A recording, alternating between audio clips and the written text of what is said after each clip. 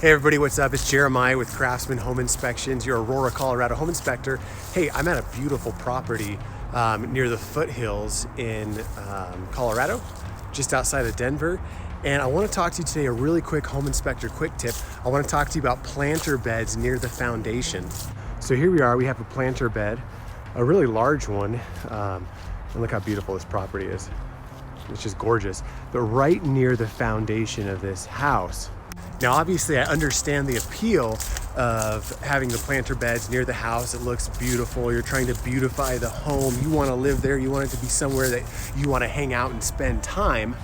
But the problem with planter beds near the foundation is every time someone puts a planter bed at the foundation, what do they do so that they can work and plant and all of that? Well, they level out the lot right next to their concrete cement foundation. And unfortunately, what that does every time is that allows all the water from your downspouts and from snow melt, rain, if you don't clean out your gutters, the gutters spilling over next to the foundation, that just allows the soil near your foundation to become saturated. And unfortunately, my friends, I think this house is going to be okay, but over time, that's going to lead to issues with the foundation, and that's not something that you want. You don't want to listen to that advice. Here's what I'd say: at least make sure that your the grade, the ground around your house is sloped away from the home. You don't want to mess up that grade. It should be a 1/4 inch per foot slope for the first 6 feet away from the house.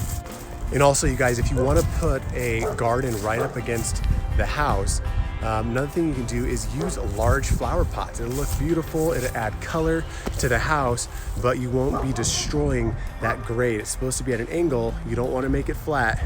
That's your home inspector quick tip of the day. Again, you guys, I'm Jeremiah with Craftsman Home Inspections.